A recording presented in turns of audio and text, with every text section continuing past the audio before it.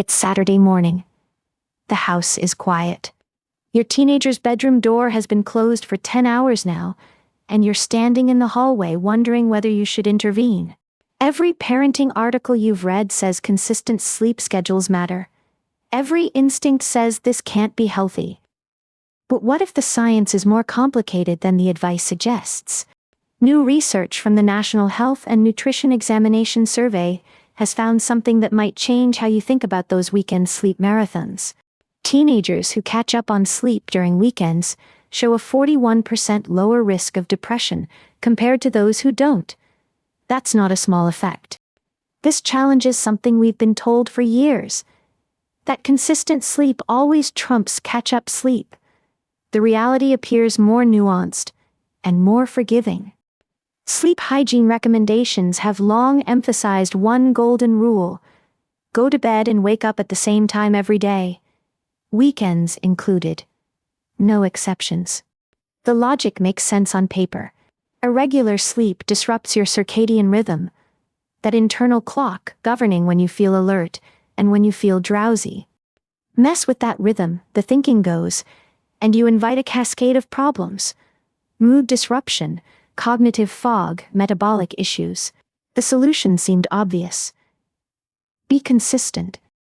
But this advice was designed with adults in mind, and it doesn't account for something fundamental about teenage biology that makes consistency nearly impossible. During adolescence, circadian rhythms naturally shift later. This isn't laziness or poor discipline, it's biology. Teenagers are genuinely wired to sleep and wake at later times.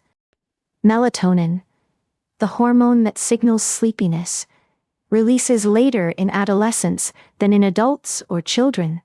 Their bodies are simply not ready for sleep at 10 p.m. Yet school start times remain stubbornly early. Most American high schools begin before 8 a.m.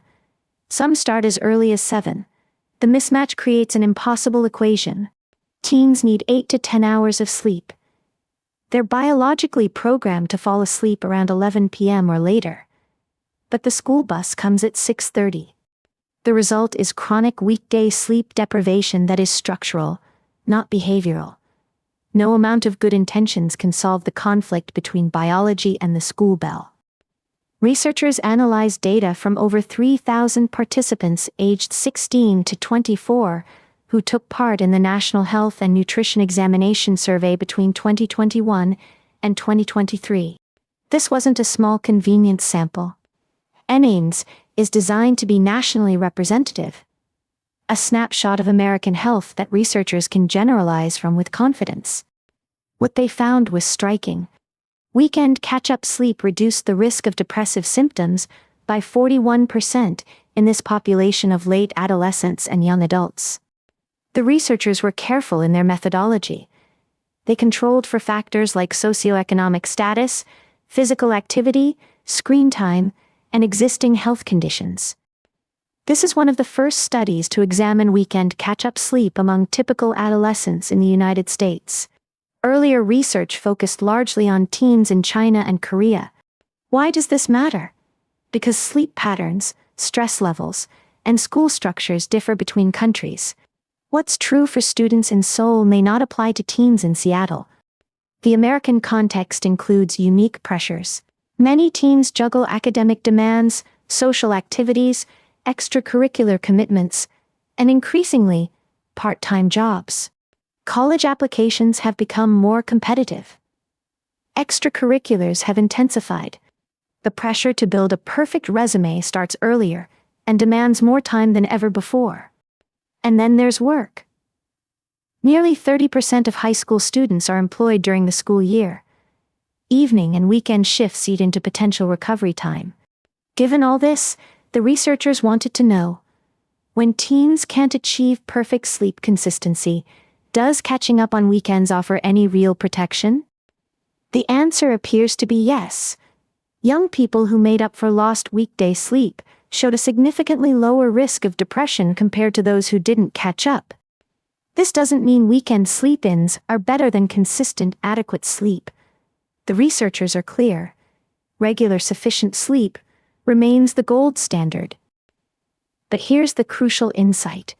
When the gold standard is unachievable, as it structurally is for many teens, catch-up sleep appears to offer meaningful harm reduction.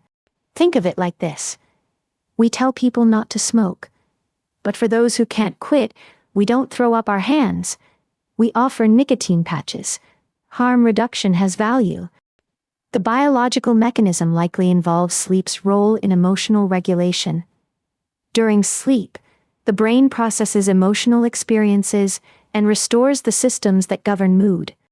Sleep deprivation impairs the prefrontal cortex, the brain region responsible for regulating emotional responses. Without enough sleep, emotional reactions become more intense and harder to control.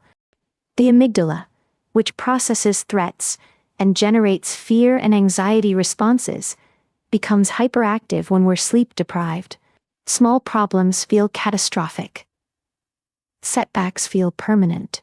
Weekend catch-up sleep may help restore some of this regulatory capacity. Not perfectly, not completely, but enough to offer measurable protection against depressive symptoms. There's also a social dimension worth considering. Weekends offer more than just sleep opportunity. They offer freedom from the pressures that define the school week. The combination of physical rest and psychological relief may work together. A Saturday morning without an alarm isn't just more sleep, it's permission to exist at your own rhythm.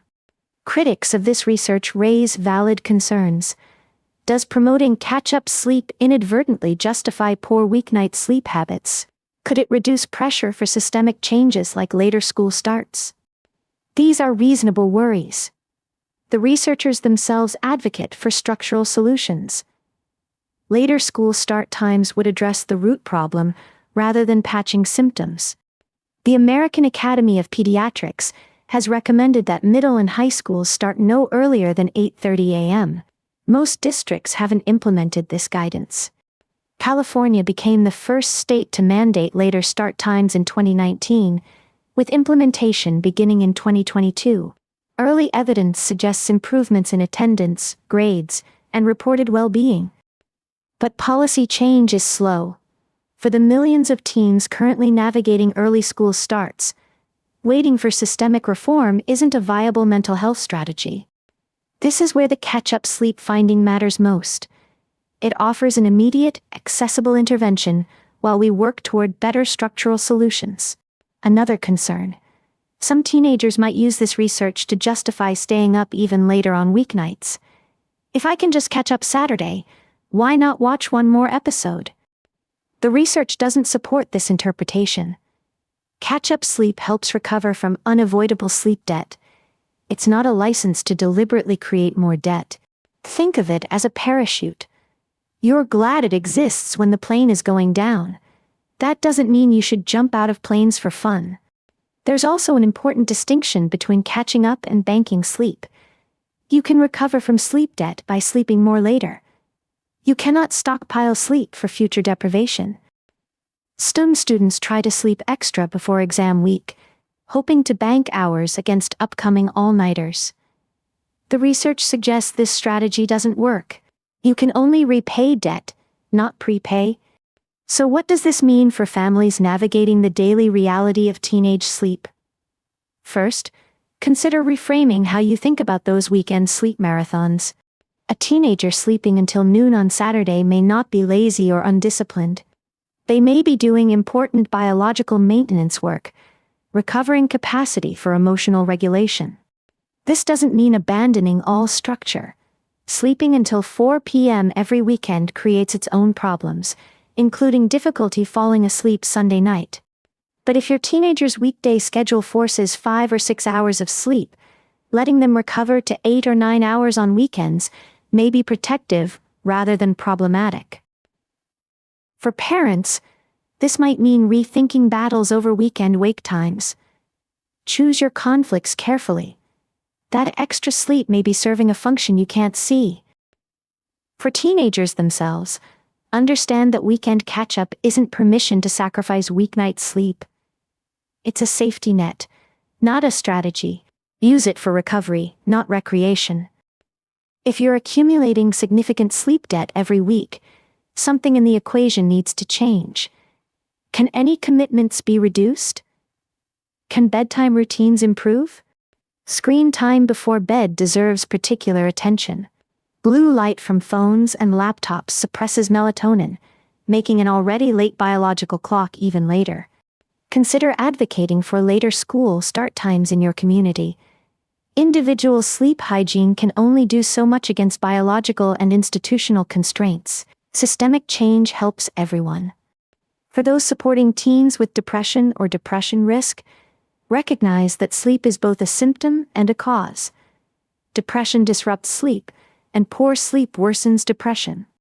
This bidirectional relationship means sleep interventions can be therapeutic, protecting sleep opportunity, including weekend recovery, may be one accessible way to support adolescent mental health. The research also offers some validation for teenagers who felt guilty about weekend sleep. Your body isn't being lazy, it's doing what it needs to do. There's something almost counterintuitive about this finding. We live in a culture that celebrates productivity and consistency. Sleeping in feels like falling behind. But the brain doesn't operate on a productivity schedule. It has its own requirements for maintenance, and those requirements don't care about your to-do list. Sleep is when the brain consolidates memories, clears metabolic waste, and restores the emotional systems that help us cope with stress. You can't hustle your way out of needing it. The 41% reduction in depression risk is substantial. For context, regular exercise, one of the most effective depression interventions we know, shows similar effect sizes. This puts weekend sleep recovery in the category of meaningful interventions, not just pleasant indulgences. It's not a luxury. It may be a necessity many teenagers aren't getting. We should be careful not to overstate what a single study can tell us. This is correlational research. Teens who sleep more on weekends might differ from those who don't in ways we haven't measured. Perhaps teens with emerging depression are already sleeping poorly on weekends, rather than poor sleep causing depression. Causation is difficult to establish from survey data alone.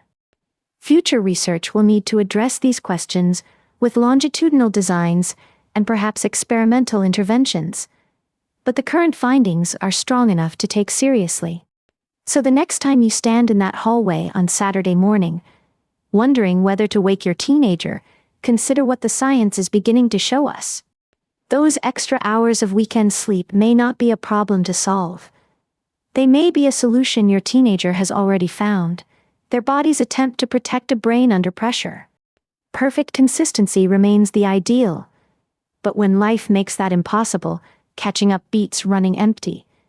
Sometimes the kindest thing is to let them sleep.